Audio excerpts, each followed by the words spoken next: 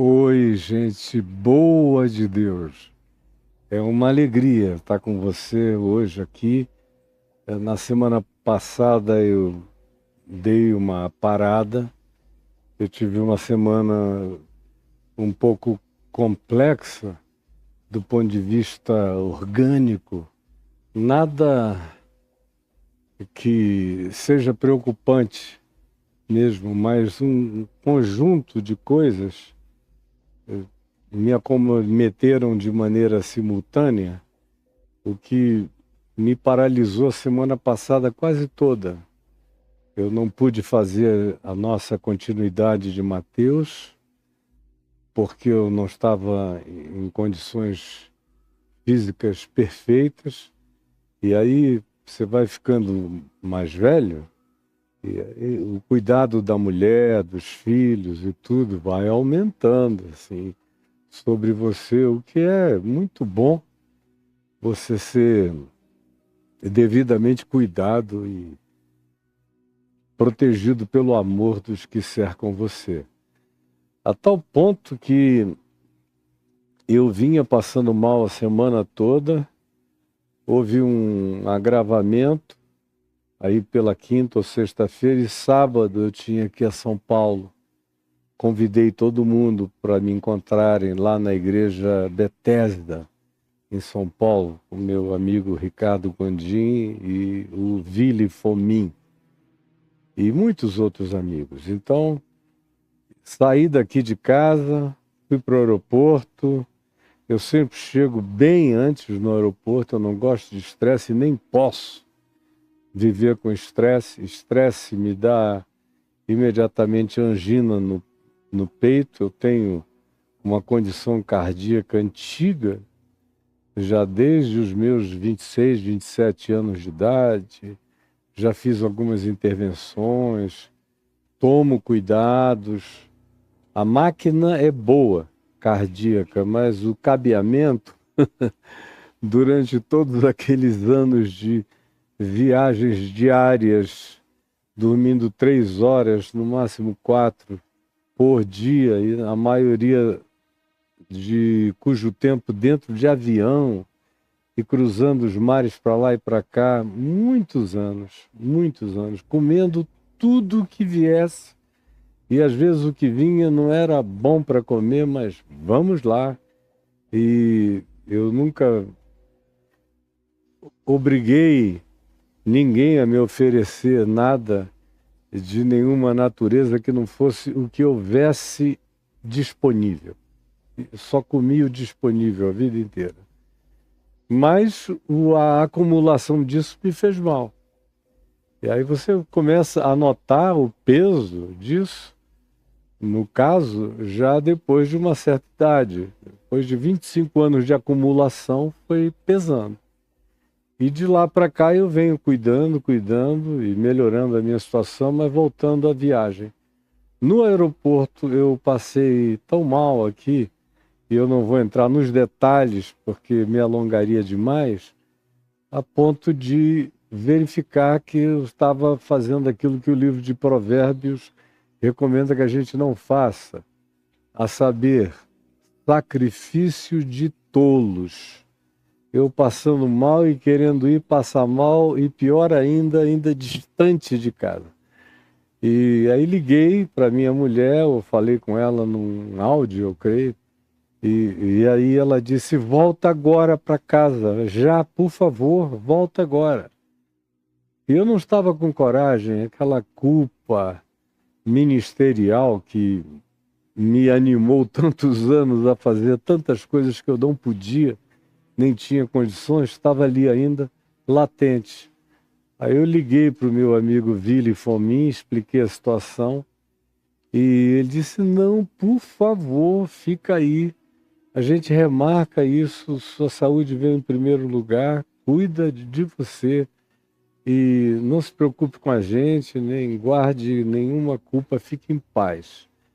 E aí eu voltei para casa e piorei. Piorei de sábado para domingo, domingo o dia inteiro foi horrível, segunda-feira foi pior ainda. Eu comecei a melhorar de já na terça-feira, um pouco melhor, e hoje eu estou melhor. Por isso aqui, na primeira oportunidade que eu tive, eu voltei.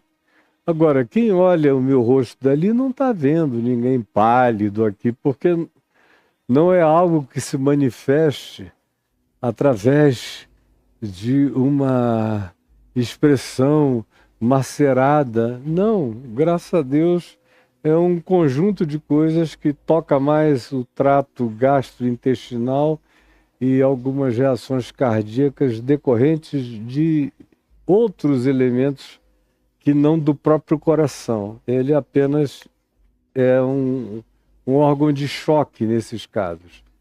Mas eu estou aqui bem e me recuperando, ficarei ótimo com a graça de Deus. E você que chegou aqui aí, agora, antes de qualquer coisa, eu peço que você colabore conosco. Se não é inscrito no canal, se inscreva. Clique no sininho e deixe o seu like, porque é a única linguagem que o algoritmo entende, especialmente aqui nessa plataforma em que a gente está para alcançar 1 milhão de pessoas, o que vai nos catapultar para um lugar de mais preeminência de visibilização. E eu peço que você não deixe de participar e de chamar os seus amigos para se inscreverem, tocarem no sininho e deixarem o seu like, tá bom? No nosso último encontro, que eu tinha prometido que prosseguiria na terça-feira passada, está gravado aí, eu disse, terça que vem nós vamos começar no que aqui está dito, no findado sábado. Ao entrar, o primeiro dia da semana, Maria Madalena e a outra Maria foram ver o sepulcro. Aí se você vai a Marcos 16, você tem a mesma narrativa, seja dizendo no findado sábado, ou ao iniciar o primeiro dia da semana, ou seja, se foi de 11h30 para meia-noite, não faz mal, ou se foi de meia-noite para 1 da manhã, não faz mal, ou se foi às 3 horas da manhã, tanto faz. Foi nessa virada, e o Novo Testamento não tem nenhuma meticulosidade, nenhuma acurácia pequena, minimalista, amosquitada, de entidades de microscópio, de verdade, de vírgulas, a nos oferecer. Ou nos oferece uma narrativa do real, do histórico. Foi de sábado para domingo. Um pouco para lá, um pouco para cá. Isso é tudo coisa de religioso que quer ser preciso, mas esses 4 evangelhos aqui, Mateus, Marcos, Lucas e João, não nos oferecem essa precisão, nem cronológica, tampouco sequencial, não tem essa vontade e esse arbítrio de meticulosidades apequenadas para demonstração de exatidão. Exatidão aqui nos evangelhos é uma coisa só, a saber, o testemunho de que Deus estava em Cristo reconciliando consigo o mundo.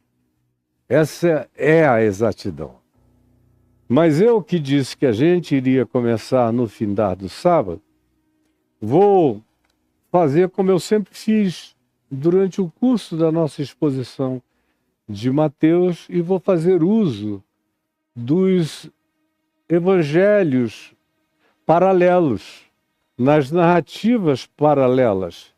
E aqui no caso, no dia de hoje, eu trago você para o Evangelho de João, no capítulo 20, acerca do qual eu já fiz a narrativa, recorrendo ao Evangelho de João, capítulo 20, de 1 a 10, sem ler. Enquanto eu falava de Mateus, eu fui citando João de memória.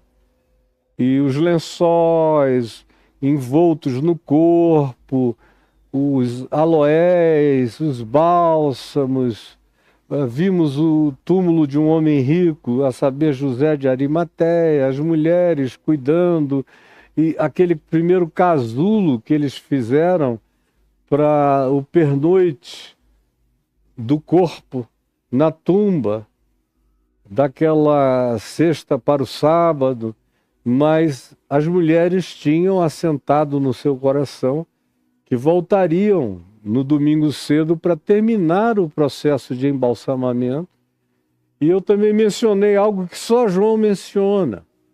No capítulo 20, no verso 5, também no verso 6, que é acerca dos lençóis e de um lenço especial que fora deixado sobre o rosto de Jesus. Enrolaram-no todo, fizeram um casulo com os bálsamos e os aloés, ele ficou como que semi-engessado e uma abertura no rosto. E puseram um lenço à parte no rosto dele. E é o que se diz, quando começa aqui em João, no capítulo 20, diz que no primeiro dia da semana aqui já se dá a cronologia como começando no domingo de madrugada. Lá em Mateus é ao findado sábado, que era quando atingisse aquele horário que a religião judaica determinava que começava o outro dia, de sol a sol. Pois bem, aqui, sem nenhuma preocupação, se diz, já era o primeiro dia da semana. Na nossa expressão vocabular e de calendário, é no domingo. No primeiro dia da semana, Maria Madalena foi ao sepulcro de madrugada, sendo ainda escuro, e viu que a pedra estava revolvida. Eu disse que era uma pedra de 1,5 toneladas, com o selo romano que havia sido pedido pelas autoridades religiosas dos judeus, e com uma escolta da mais bem estruturada possível que os romanos tivessem em Jerusalém para guardarem a porta do túmulo para que não se criasse uma celeuma insolucionável. Se viesse a versão, de acordo com as autoridades da religião judaica, conforme eles mencionaram, aquele embusteiro, enquanto vivia, disse, ao terceiro dia ressuscitarei. Eu já fiz menção a isso, dizendo que àquela altura, quando Jesus falou o que falara, eles atribuíram isso a derrubar o templo e reconstruir em 3 dias. Agora, eles estão demonstrando que tinham entendido exatamente o que Jesus tinha falado e que Jesus tinha se referido à sua própria ressurreição. Então, como sempre, a interpretação da religião é de acordo com a conveniência da hora, da circunstância e do momento, e não conforme a honestidade interpretativa. Mas o problema é que eles esquecem das suas próprias mentiras e acabam declarando as verdades que com suas mentiras tentam ocultar. Aqui e ali aparece o que eles estavam escondendo, como foi o caso aqui. Chegaram lá e a pedra estava revolvida. Então, correu. Aqui se diz que foi Maria Madalena. No texto de Mateus, diz que a Maria Madalena e a outra Maria. E em cada um dos evangelhos, você todavia verá que é um grupo de mulheres, um pequeno grupo de mulheres, capitaneadas pela Madalena. Então, correu. Aqui se singulariza esse testemunho em Maria Madalena, em João, portanto, ele olha para Maria Madalena mais do que para qualquer outra pessoa presente naquela ocorrência. Então ela correu e foi ter com Simão Pedro, que era o devastado, o cara que tinha negado, o mais preeminente nas afirmações de fé, de confissão, de impulsos, de pusilanimidade, ao mesmo tempo o que negava, o que dizia sem pensar, o que afirmava sem ponderar, o que dizia que suportava o que não aguentava. Enfim, esse indivíduo que a gente teve já tanta intimidade com ele no curso desses 3 anos, viajando com ele de mãos dadas aqui pelas páginas do Evangelho, foi Maria e falou com Simão Pedro e com o outro discípulo. Por se tratar do Evangelho de João, é interpretação unânime que esse outro discípulo é o próprio João, sem fazer alusão explícita ao seu próprio nome. Era aquela famosa postura de humildade implícita, sem dizer, e eu também. Mas o outro discípulo, o discípulo a quem Jesus amava, aquele discípulo, em João, ele sempre recorre a algum modo dele em relação a Jesus para se autocaracterizar. E aqui é o outro discípulo, é quem estava sempre junto em todas, na transfiguração, nos ambientes os mais variados, no Getsêmani, onde quer que o grupo ficasse menor ou pequeno, João também estava lá. Pois bem, e o outro discípulo a quem Jesus amava, aí se sabe definitivamente que é João assinando o seu próprio nome, sem dizer e eu. E disse-lhes, Maria Madalena, tiraram do sepulcro o Senhor, e não sabemos aonde o puseram. Ou seja, os discípulos e as discípulas de Jesus disseram, tiraram a pedra e roubaram o corpo. A tumba está vazia. Aí quando Pedro e João ouviram isso, saíram correndo juntos, Pedro e o outro discípulo, e foram direto para o sepulcro. Eles não estavam a quilômetros de distância. Como eu tenho repetidamente dito, são distâncias pequenas. Provavelmente de onde eles estavam até o sepulcro de José de Arimateia fosse uns 2 quilômetros no máximo. 2,5 estourando, já era uma distância enorme. No âmbito da Jerusalém amuralhada, não era nada grande, nem é. É só chegar lá e ver. Pois bem, saiu correndo com o outro discípulo. Ambos corriam juntos. Mas o outro discípulo, que é João, o mais jovem, esse que diz de si mesmo, aquele a quem Jesus amava, correu mais depressa porque era mais novo do que Pedro. Tinha mais gás. Chegou antes de Pedro, passou a Pedro na corrida e chegou primeiro ao sepulcro e entrou. Ele chegou e olhou. E abaixando-se, ele viu os lençóis de linho soltos. O que chamou a atenção dele quando ele viu os lençóis de linho? É que os lençóis estavam no estado de oquidão.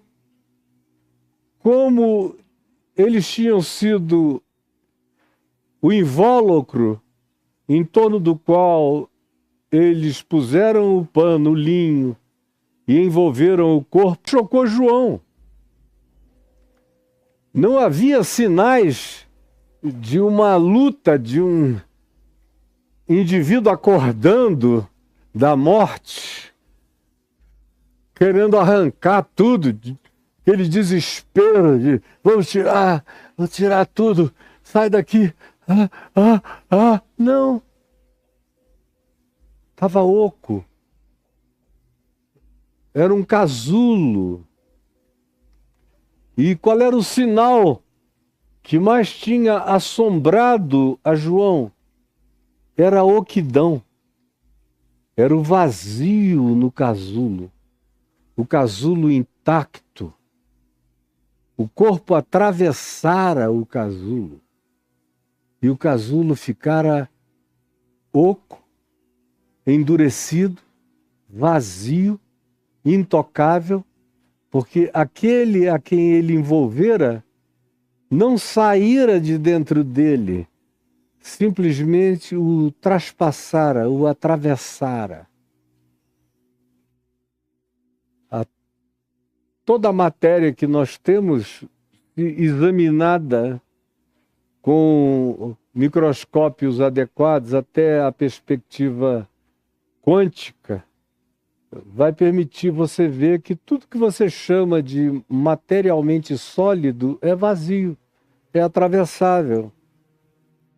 Eu é que tenho a sensação dessa solidez, porque essa é uma energia bem concentrada. Mas se você entrasse no nível das nano-observações e do olhar para dentro da dimensão subatômica, você ia ver que essa pedra é vazada. Toda vazada, só não é para mim. Mas ele atravessou. Ele estava vindo de uma dimensão mais profunda do que da mecânica quântica. Ele está vindo de algo que a ciência não consegue nem tanger sequer de longe. E atravessou e deixou o casulo. E ficou só aquele quadrado sobre o qual tinham posto um lenço que cobria os olhos, o nariz e a boca dele, o rosto, a face. Ou seja, o verso 7 diz: e o lenço que estivera sobre a cabeça de Jesus e que estava com os lençóis, não estava com os lençóis, mas alguém tinha pegado, dobrado e colocado num cantinho, num lugar do lado, com uma gentileza angelical extraordinária. Atravessa a oquidão. E os que vão ser testemunha dessa glória de ressurreição, que participam disso, são aqueles que retiram esse lenço, o colocam do lado e olham a glória daquele atravessamento de camadas dimensionais do Cristo ressuscitado de entre os mortos. Então, entrou também o outro discípulo, João, que chegou primeiro, mas não entrou. Foi Pedro que chegou depois e entrou. Como diz o verso 6. Então Simão Pedro, seguindo a João, chegou e entrou. Era próprio do impulso dele. João chegou, olhou, entrou em estado de estupefaciência, chocado, perplexo, mas não entrou. Pedro veio, ofegante, e entrou. E ficou bem em cima, olhando. Aí então João entrou também e viu e creu. E que o que mais chocou, mais do que a tumba vazia, eram os lençóis ocos.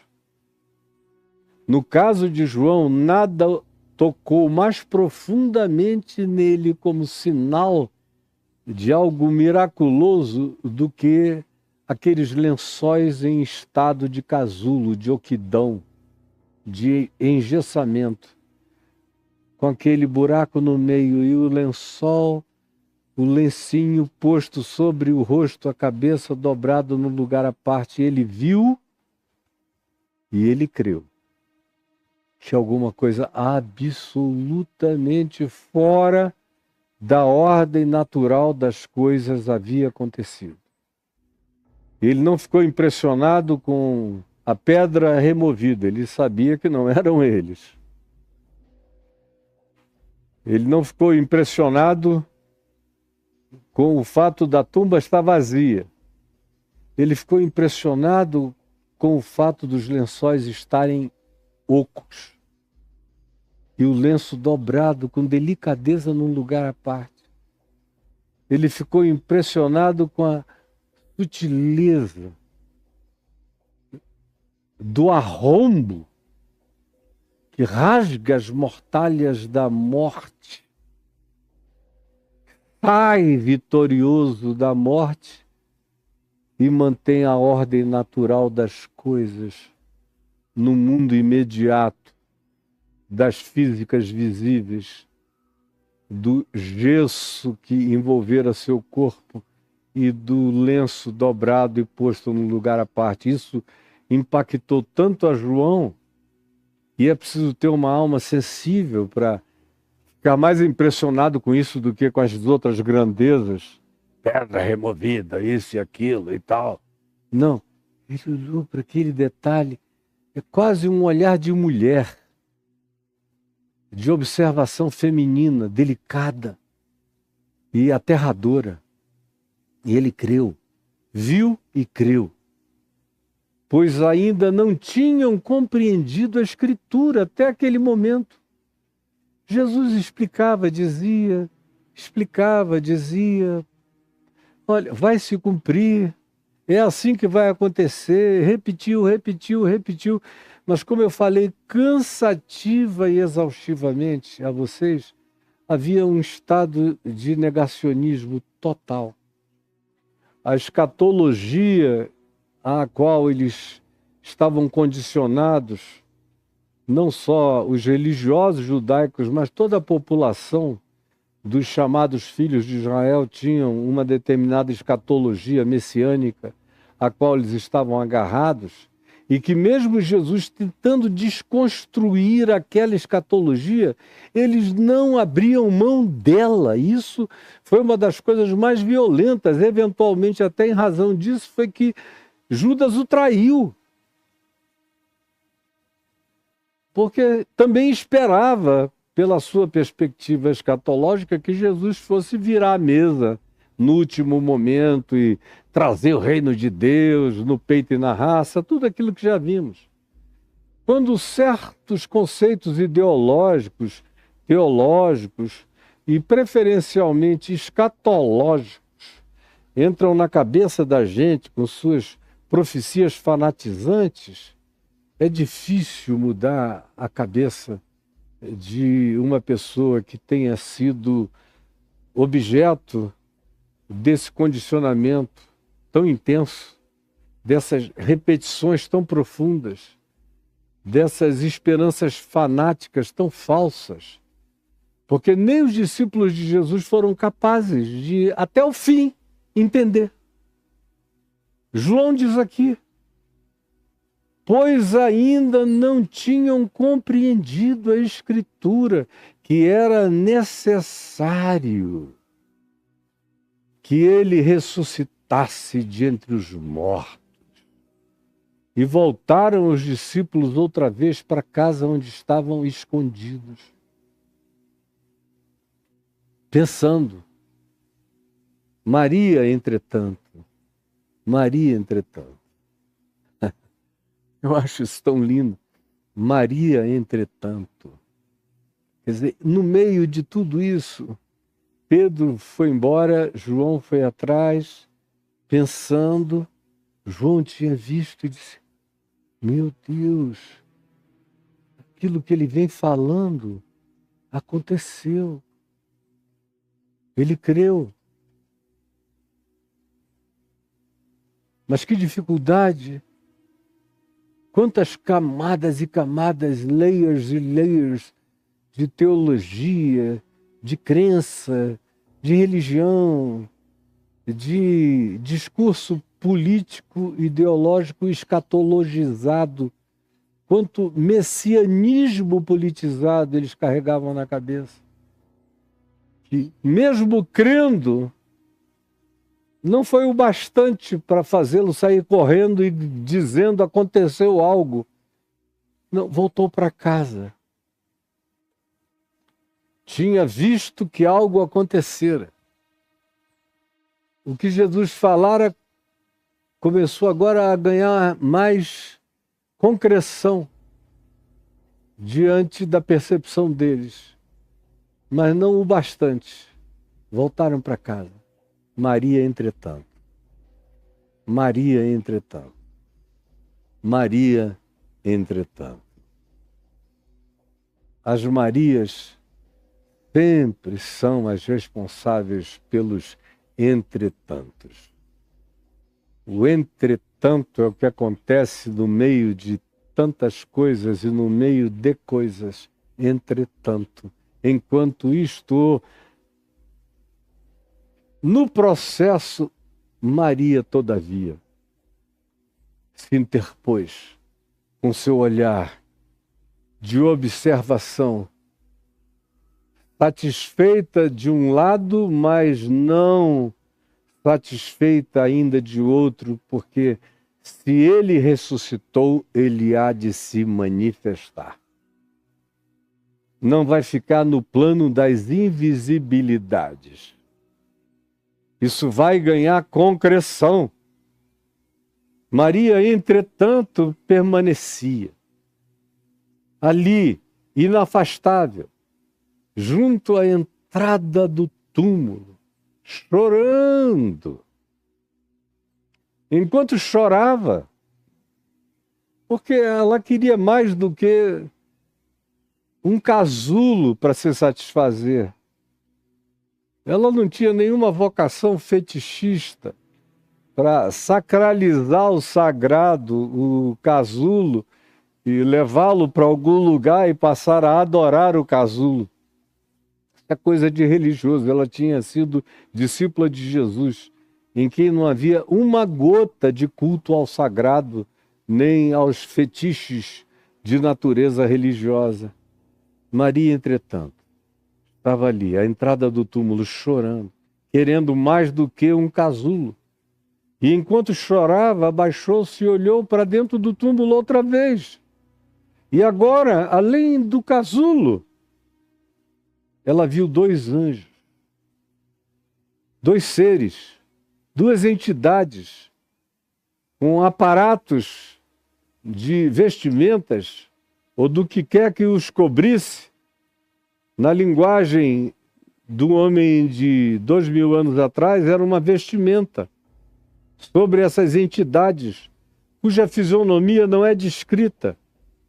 Só se os identifica com dois mensageiros celestiais, duas entidades de recados divinos, de intervenções divinas, porque é isso que a expressão anjo significa.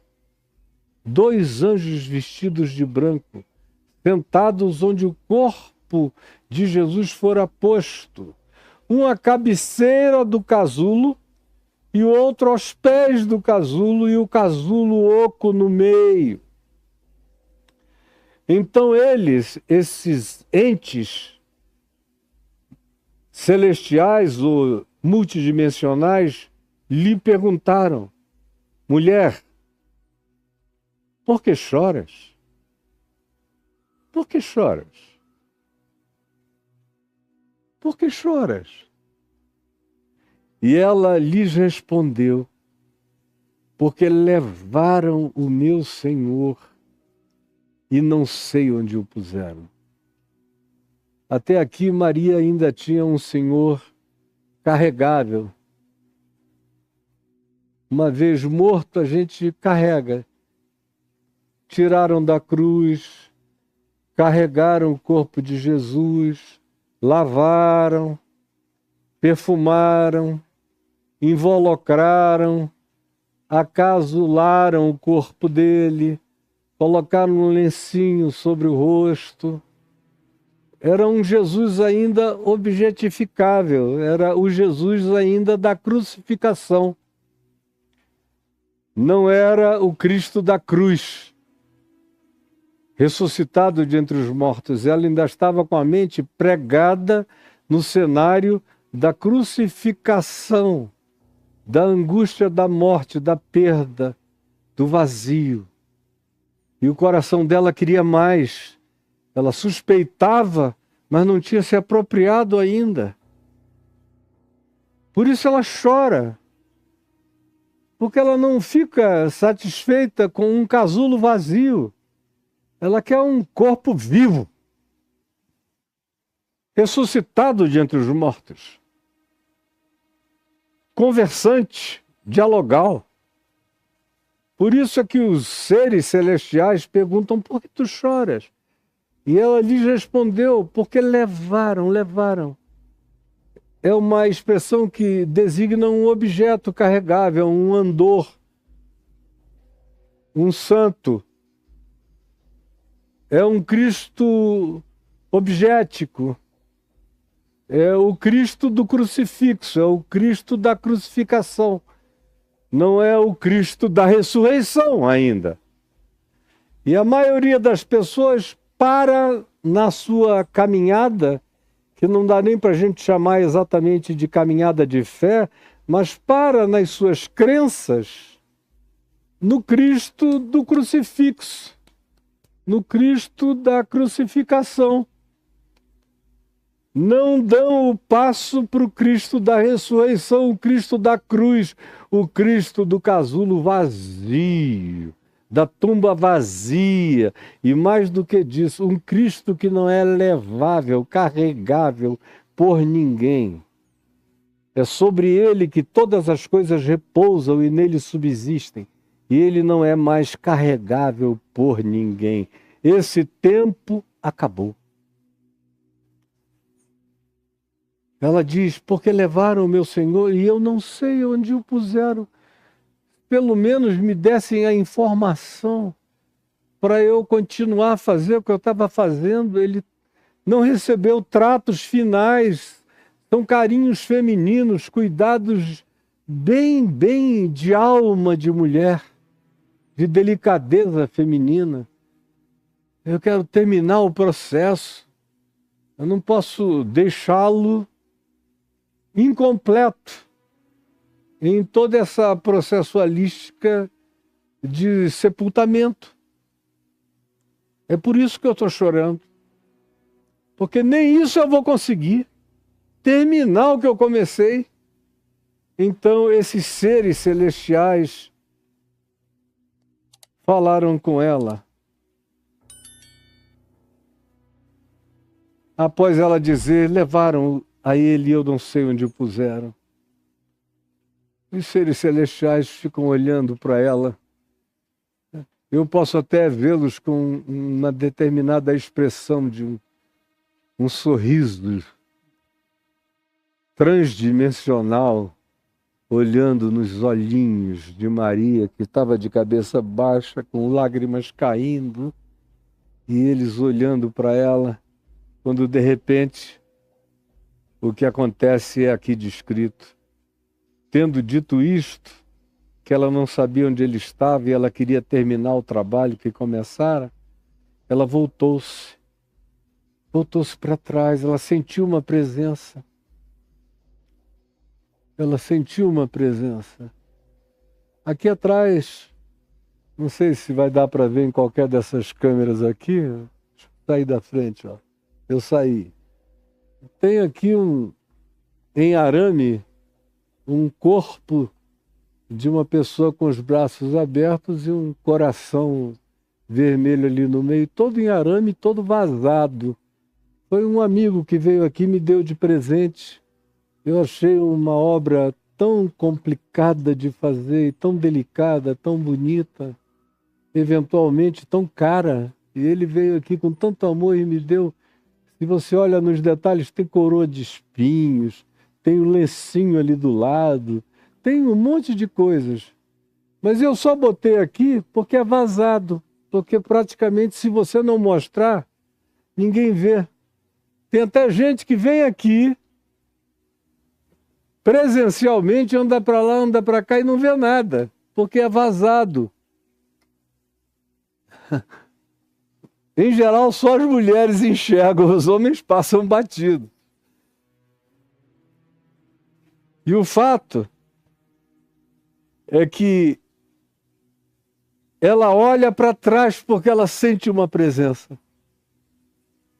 Tem um corpo, há uma densidade se aproximando, ela sente uma vibração, uma energia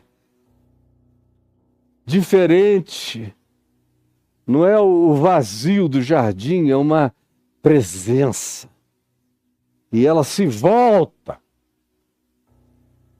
e olha para trás, voltou-se para trás e viu Jesus em pé. Não como essa obra de arte vazada aqui, que é só uma obra de arte, mas denso. Como eu. Olha para mim e olha para a obra de arte. Vê se dá para comparar. Ela olhando viu Jesus em pé. Olha a diferença. Ela tinha dito aos anjos: eu estou chorando porque levaram o meu Senhor. Ela tinha ido buscar um Cristo carregável, o Cristo da crucificação, o Cristo do crucifixo. E encontrou o Cristo que carrega o mundo, que carrega o universo, em quem tudo subsiste. Em pé.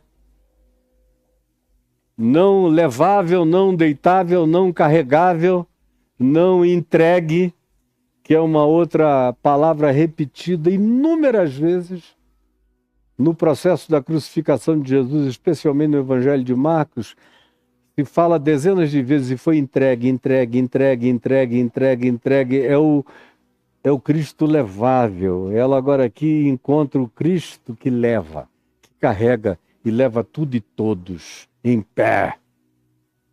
Em pé. Viu Jesus em pé. Porque Jesus nunca mais será visto deitado. Ele está em pé de eternidade a eternidade, em pé. Como Estevão, sendo apedrejado, que olhou para os céus e disse: eis que eu vejo o Filho do Homem em pé, à destra do Todo-Poderoso, em pé.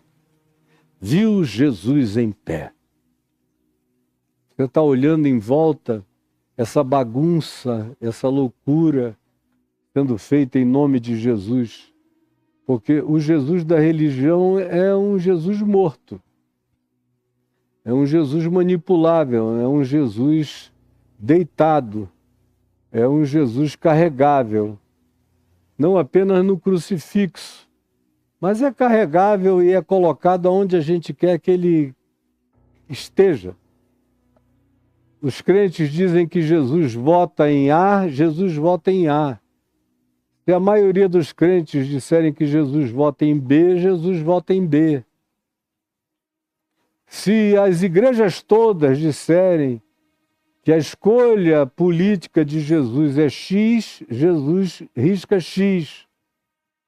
Porque trata-se de um Cristo morto. É um Cristo de decoração, é um Cristo de crucifixo, de crucificação, é um Cristo de manipulação, é um Cristo para apresentação, é um Cristo de logomarca, de logotipo, é um Cristo que sofre rebranding. De vez em quando ele é refeito para ser apresentado com uma nova cara, uma nova imagem. Ele sofre plásticas de vez em quando, porque ele é nada, ele é carregável, ele é levável para lá e para cá, ele está à mercê da decisão dos que se chamam de os ungidos do Senhor. É isso que se tem por aí. Agora, esse pessoal vai levar um susto porque Jesus está em pé. Ele não está deitado, ele está em pé.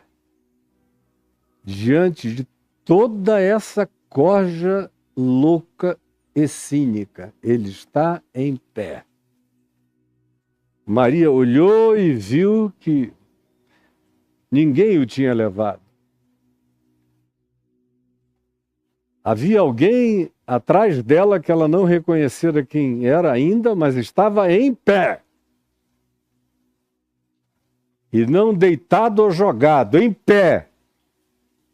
Senhor das suas próprias decisões, em pé. Mas não reconheceu que era Jesus, porque chorava, porque tinha uma cortina de lágrimas. Ah, essa cortina de lágrimas. Quando as pessoas andam sem esperança, quando perdem a esperança da ressurreição, como eu tenho visto milhões que perderam a esperança da ressurreição. É impressionante. Se você quiser, entre aí no meu Instagram, o TikTok ou aqui no YouTube e veja comentários. Aqui menos no YouTube. Porque quem vem aqui vem querendo coisa muito séria. Vem querendo coisa longa, com começo, meio, fim e conclusão. Então, é bem menos. Mas nas plataformas de posts curtos, onde você não pode nem falar muito, porque o pessoal não tem tempo para nada, não ouve nada, o grande adensamento humano ali é de gente que não crê mais em quase coisa alguma. A média de assistência deles é de 25, 30 segundos. São milhares, milhões até de visualizações. Semana retrasada eu tive um post com mais, chegando a 8 milhões de visualizações. Significa que 8 milhões de pessoas viram? Não, 8 milhões de pessoas com certeza passaram os olhos. Mas foram alguns milhares, vários milhares, que viram tudo, que voltaram, e aqui eu, como dono da página, fico sabendo, vendo as estatísticas, quem viu tudo, quem não viu tudo, quem voltou, quem pulou, dá para saber de tudo. A idade dos que fizeram isso. E aí você vê como a maioria não crê mais em nada. Se você fala de ressurreição, você vai encontrar uma quantidade enorme, especialmente de pessoas entre 18 e 30 anos de idade, dizendo isso tudo é mito, isso é mito, isso é mito, isso é mito, isso é mito, isso é mito. E são os mesmos que, dizendo aquele é o mito, votaram no mito. Então o mito devia ser muito real para essas pessoas, não é? Mas não é. O mito político delas é real, mas quando se trata de mito aplicado a qualquer coisa espiritual, significa que nunca existiu, nem houve, nem haverá, que é ilusão e é miragem. Mas a mesma palavra eles aplicam num outro contexto, dando ideia de concreção e de materialidade indizível. É uma contradição extraordinária, mas é bom a gente nem entrar por aí. Porque a loucura é muito grande e a gente não chegaria ao fim. Pois bem, em pé, mas não reconheceu que era Jesus. Então, agora é Jesus quem fala. Perguntou-lhe Jesus a Maria Madalena: mulher, por que choras? É a mesma pergunta dos anjos, que tinham perguntado exatamente isto: mulher, por que choras? Agora, a mesma pergunta é feita não por anjos, não por entidades de outras dimensões, mas pelo Cristo ressuscitado dentre os mortos. Mulher, por que choras? A quem procuras? Você está procurando alguém? Está perdida aqui nessa tumba, com esse véu de lágrimas do rosto, sem esperança? E ela, supondo ser ele o jardineiro. Era um jardim bem menor do que esse meu jardim aqui de casa. E olha que o meu não é tão grande assim, mas é grande até. Mas era menor. E ela disse, deve ser o jardineiro. Está falando comigo. Porque esse é o lugar de um homem rico e essa tumba não iria ficar abandonada, ela iria ser cuidada. É um jardim, é um horto, tem quem cuide. E foi a suposição dela. Pensou que era o jardineiro, perguntando a ela, e respondeu: Senhor, o meu Senhor, no sentido de como antigamente as pessoas tratavam umas às outras. Hoje em dia todo mundo é só você, não é? Mas eu ainda nasci num mundo em que qualquer pessoa mais velha do que você era senhor. Era o seu fulano. Quando não era senhor, era seu fulano. Ela, pensando que era o jardineiro, disse: seu jardineiro, o Senhor, me dize, se tu tiraste, ainda está na mente dela o Cristo carregável, retirável, levável no andor para lá e para cá, o Jesus das passeatas, da marcha para Jesus. Leva Jesus para a marcha. Começa aqui, termina ali. Marcha para Jesus. Se tu o levaste, se tu o tiraste, diz-me aonde o puseste, e eu o levarei, porque se alguém aqui tem que ficar dona disso e dele, sou eu. No coraçãozinho dela, com toda a pureza dela, ela queria levar o defunto para casa, ou guardar em algum lugar, ou criar um túmulo de estimação, ou colocar num lugar onde ninguém soubesse de nada, para não haver visitação, para ser algo de poucos, ou de gente que o amava muito e que, apesar de ter sofrido horrorosamente, jamais deixaria de amá-lo, mesmo morto.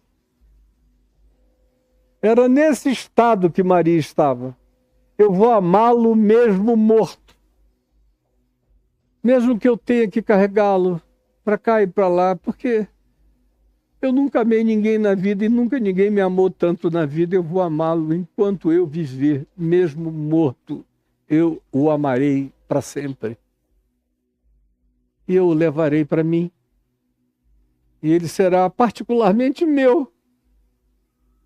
Disse-lhe Jesus, então, a Maria.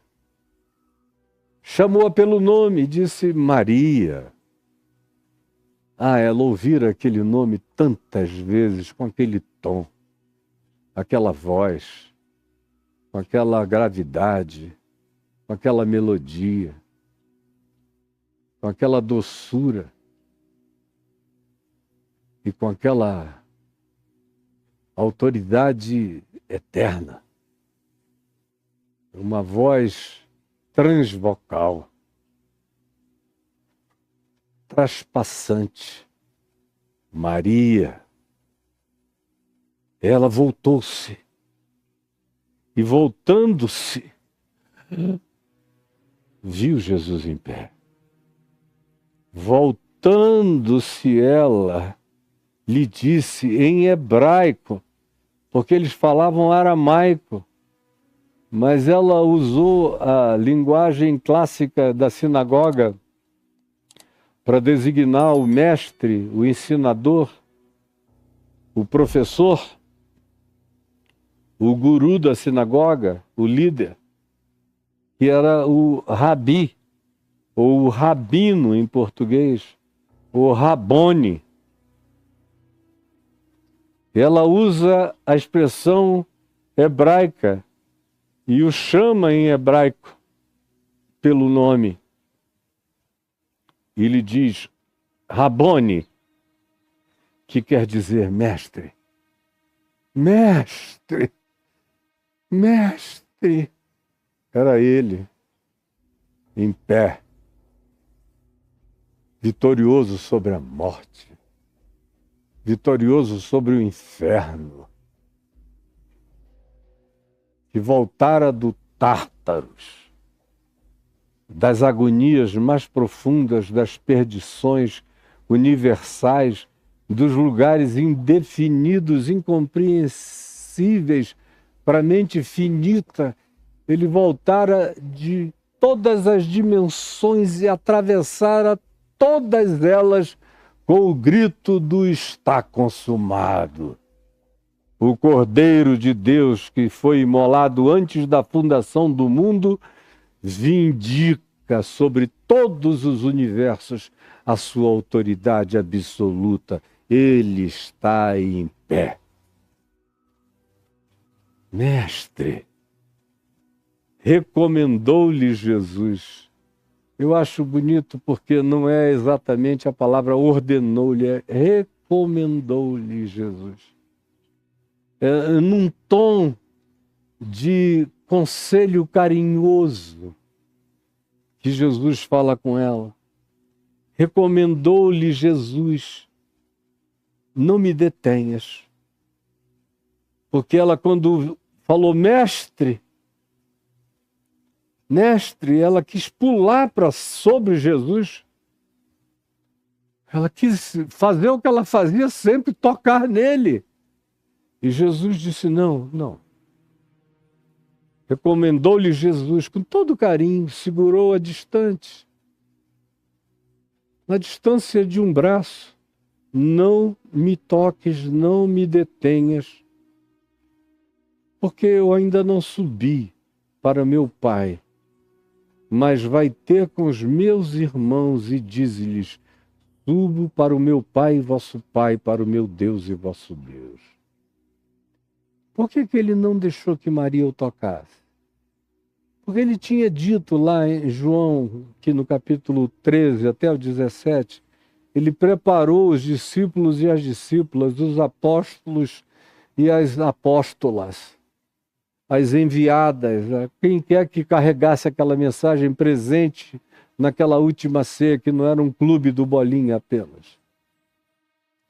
Pois bem, ele tinha preparado aquelas pessoas para a ausência física dele, dizendo: convém-vos que eu vá, vocês vão ter que aprender a lidar comigo num outro nível, numa outra perspectiva, já não é mais assim, com esses adensamentos, com demonstrações palpáveis, não, vocês vão ter que lidar numa outra perspectiva. E a primeira lição começa aqui, quando Maria quer pegar e ele diz não. Esse tempo do pegar, do levar, com toda aquela ênfase de Maria em o levaram, me dizem aonde o puseste, e eu o levarei, eu o tomarei para mim, eu vou cuidar dele. Não!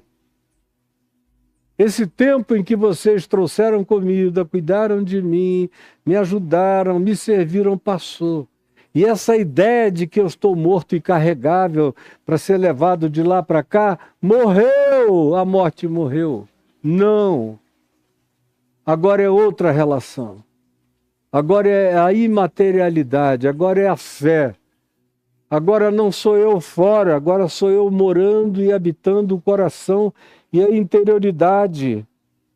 Portanto, vai e dize aos demais, e não tentes me deter, me segurar, nem tocar em mim. Eu ainda não subi para o meu Pai, mas eu vou subir para o meu Pai, e vocês vão ter que aprender uma nova relação comigo, mas vai ter com os meus irmãos e as minhas irmãs.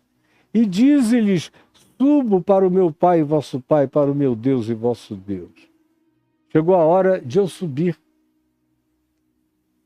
Então saiu Maria Madalena, anunciando. Essa é uma palavra apostólica. Saiu anunciando, apóstolos anunciam. Apóstolos levam a mensagem. O apóstolo é um recadeiro, é um anjo que leva a palavra que lhe foi entregue. Como anjos levam recados, levam mensagens, levam informações superiores, mais evoluídas e úteis. Assim também os apóstolos levam boas novas, anunciam boas novas. Quão belos e formosos são os pés dos que anunciam boas novas. Paulo, quando cita isso, evocando o profeta Isaías, está falando do seu ministério apostólico, de anúncio das boas novas. Está lá em Romanos, no capítulo 10. E Maria sai daqui como uma genuína apóstola. Na realidade, é a primeira apóstola da ressurreição, é Maria. Aí os crentes ortodoxos, fanáticos, que habitam a machosfera e que são bispos da macholência, ficam com um ódio danado, parece até que o pinto deles encolhe. Ai, estou perdendo potência. Que gente mais ridícula. A primeira apóstola, nesse sentido literal da palavra, foi Maria Madalena. Porque Pedro viu, voltou para casa, e João também. Agora Maria saiu anunciando, gritando para todo mundo. E ela é a primeira pessoa que recebe de Jesus essa incumbência. Vai e dize aos meus irmãos e às minhas irmãs que se dirijam lá a Galiléia e lá me verão, porque eu estou vivo. E ela creu, sem tocar, sem pegar, mas ela creu. E saiu gritando, anunciando, incontrolavelmente aos discípulos. Eu vi o Senhor, eu vi o Senhor, eu vi o Senhor. É o que ela diz, eu vi o Senhor. Gente, eu vi o Senhor, eu vi o Senhor, eu vi o Senhor. E contava que ele lhe dissera essas coisas e que ordenara que eles fossem para Galiléia, porque lá o veriam. Mas muito antes deles irem a Galiléia, ainda há algumas histórias aqui de Jerusalém que eu vou conversar com vocês no dia de amanhã, tanto aqui no Evangelho de João, quanto também em Lucas, acerca daqueles dois que estavam indo no mesmo dia, neste mesmo dia, a gente está de madrugada. Quando chegar ao pôr do sol, dois irão de Jerusalém para uma cidade chamada Emaús, na direção de Tel Aviv, e encontraram com Jesus no caminho. Mas amanhã eu vou continuar e vou conversar com você sobre isso. Senhor Jesus, nesse tempo de descrença, onde cada um chega no instrumento de divulgação que possui, todos hoje em dia possuem, e gritam a loucura que querem. Fazem veementes asseverações sobre o que não entendem, não provaram, não experimentaram, não conhecem. Mas tem uma ousadia de uma estupidez extraordinária na descrença que proclamam, uma soberba que possuem. Eu quero pedir que tu visites o coração dos quebrantados, humildes e contritos, e que sabem que tu ressuscitaste de entre os mortos, porque já provaram o poder da tua ressurreição. No fim, o que importa é provar o poder da tua ressurreição. É conhecer e ter comunhão com os teus sofrimentos e conhecermos em nós, existencialmente, o poder da tua ressurreição. Em nome de Jesus é o que eu peço que tu faças no coração de todos. Amém, amém e amém. Olha só, gente boa, gente linda, querida, vocês estão vendo passar por vocês aí uns pixies, estão vendo, né? Tem um pixie de CPF escrito Caio e Adriana, que eu coloquei alguns meses atrás, ou talvez há um ano atrás, para os amigos que pediam, dizendo: a gente queria também participar da sua vida pessoal. E eu agradeço de todo o coração, eu e minha mulher, por todos os que têm feito isso. Então aqui tem alguns.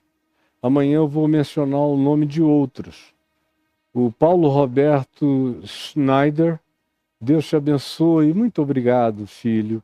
Ciro Renan Prates, muito obrigado, Ciro. O Ângelo Márcio Ferreira da Costa, Deus te abençoe, obrigadíssimo. Paulo da Costa Paiva, muito, muito grato.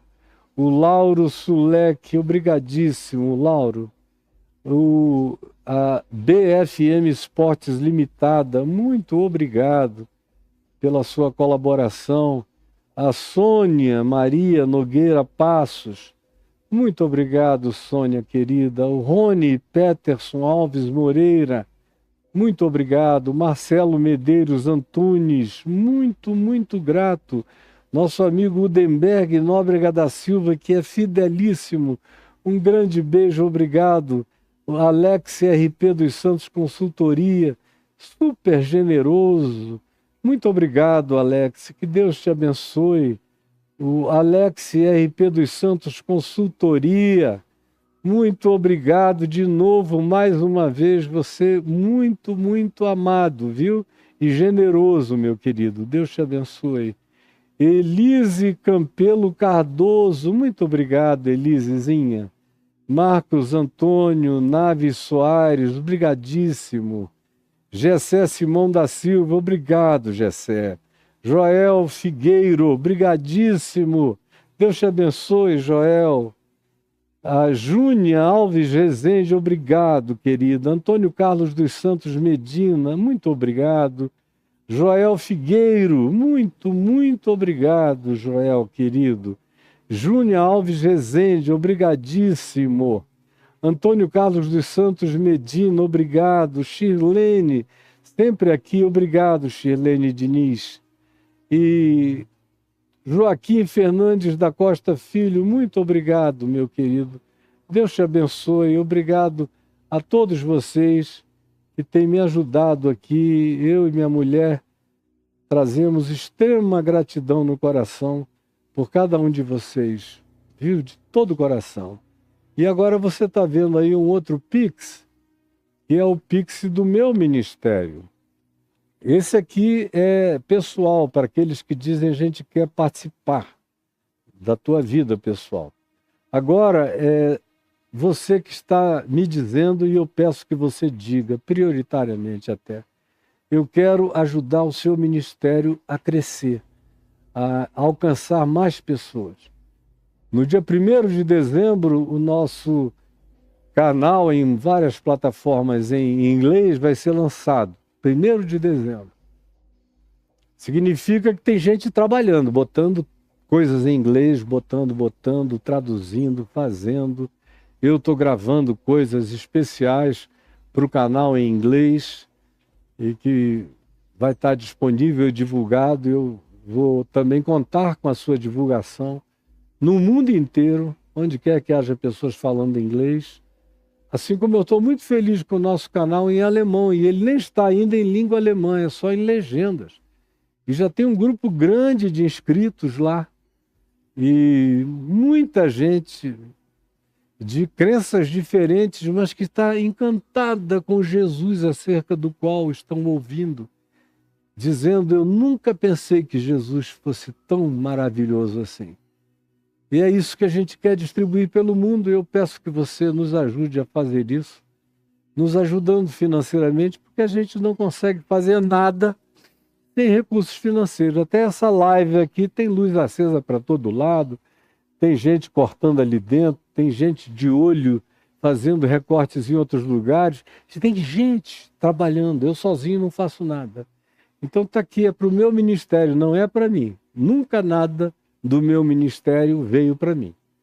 De mim para o meu ministério é a vida inteira, desde 1973. Agora, do meu ministério para mim, não. E eu vou morrer com essa alegria de dizer: para mim, não. Eu tenho o prazer de dar a minha vida, minha mente, minha alma, meu espírito, minha inteligência, a mensagem que Deus me deu, a unção de Deus em mim, tudo aqui, para todos, para quem quiser, para quem vier com o coração aberto. E eu como e bebo e me visto com decência, com modéstia, com paz e com tranquilidade. Tem sido assim, será assim até o fim da nossa vida. E quem me dera fosse assim na prática de todas as pessoas que pregam o nome de Jesus frequentemente contra o Evangelho de Jesus. Mas você que bota a fé no que nós estamos fazendo aqui e na seriedade com a qual fazemos, invista. Está aí o Pix para você anotar e investir. Além desse Pix, tem também outras formas. No caiofab.com.br, no meu blog, escreva aí Enter. Lá em cima, ó, tem contribuição, clicando. Aperte, entre aí que você encontra 2 bancos, o Santander e o Banco do Brasil, com as respectivas contas e CNPJs. É só anotar para quem quer fazer depósito ou transferência bancária. Embaixo mais opções de contribuição. Você chega aí, tem de novo os mesmos bancos, mesmas contas e CNPJs. Embaixo tem cartões de crédito para os que preferem usar a transferência via cartão ou aquele planejamento que o cartão oferece para meses adiante, ou PagSeguro, e o PayPal para quem está no exterior e que diz: eu gostaria de ajudar, mas pena que eu não moro no Brasil. No PayPal você pode fazer esse envio de qualquer lugar do mundo para nós, tá bom? Então que Deus abençoe muito você. E não se esqueça, para mim uma das coisas mais importantes é que você tenha acesso aos meus cursos, especialmente agora, final de ano, tem coisa nova chegando.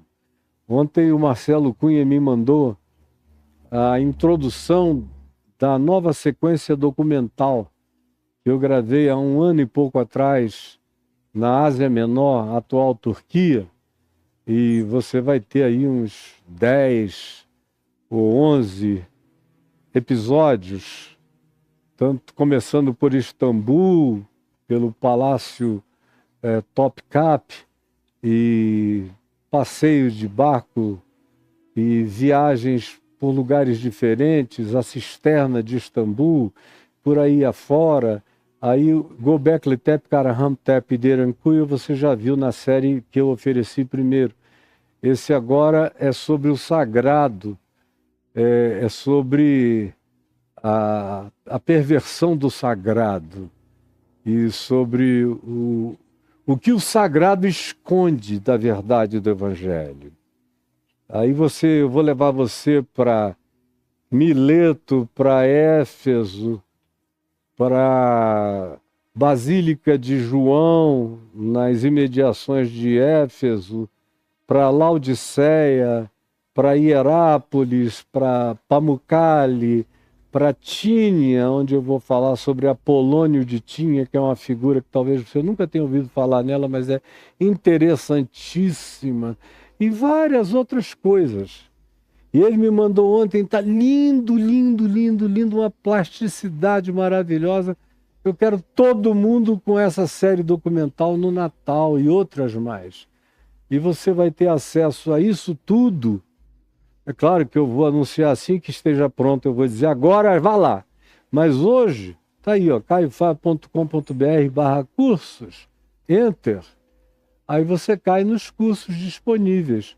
Todos esses aí, como eu explico todo dia, atrás de cada banner tem um vídeo meu explicando o que eu entrego em cada um desses cursos. Todo mundo sabe já como é que funciona. O que eu entrego sou eu mesmo dizendo o que você vai receber em cada um desses cursos.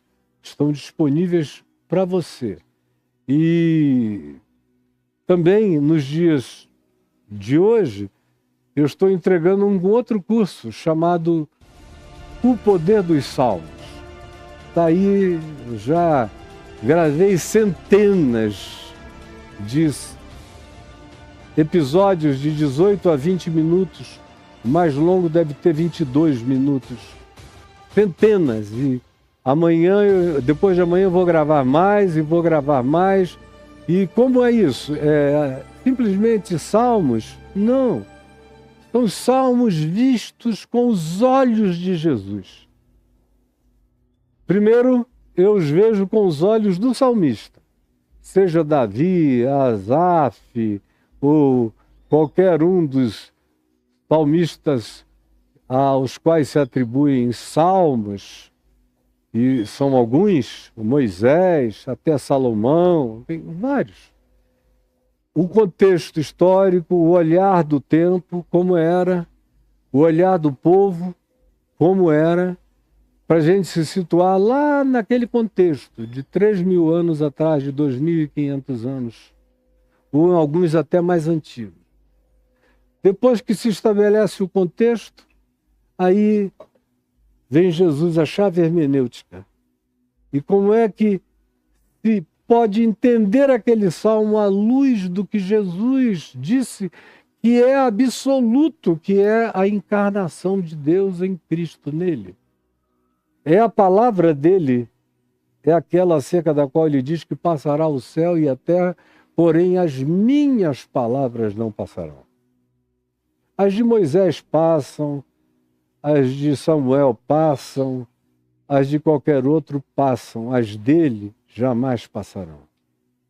Aí, se você quiser ainda aproveitar os Salmos e ver como os Salmos têm evangelhos lindos neles, você vai ter que aprender o que não é evangelho nos Salmos e o que caiu em obsolescência e o que é evangelho novo, vivo, perene e perpétuo.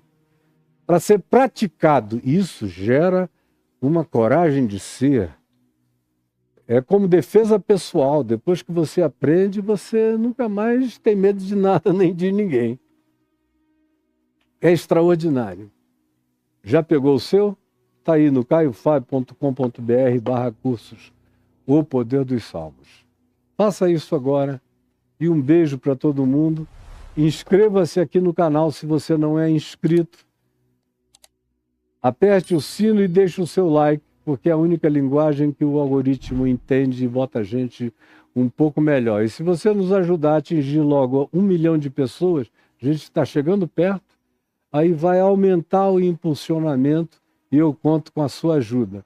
Mesma coisa nas outras plataformas, no Instagram, no TikTok, que são as duas outras que eu uso mais, e o Facebook. O Facebook tem dado uma bombada grande. A gente, antes da eleição de 22, onde eu fui atacado mais do que sei lá o quê, perdi milhares e milhares de seguidores nas plataformas todas somadas, foram milhares, mas eu estou firme aqui, ó.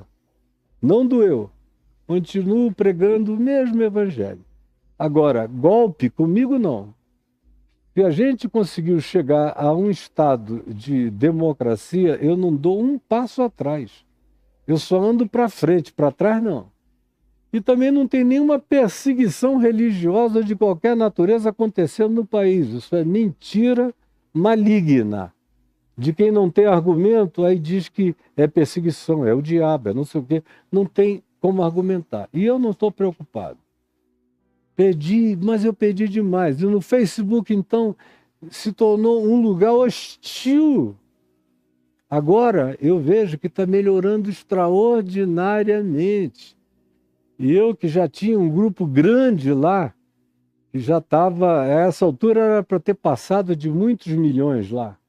Mas eu perdi tantos que ficou aí por volta de 700 mil. E voltou a crescer. Quero que você não deixe de estar no meu Instagram, no meu Facebook, no meu TikTok e aqui, nessa plataforma do YouTube, onde as coisas mais sérias que eu tenho a oferecer, longas com começo, meio e fim, estão disponibilizadas a você. Um grande beijo, Deus nos abençoe e até amanhã, com a graça de Deus, em nome de Jesus. Amém, amém e amém.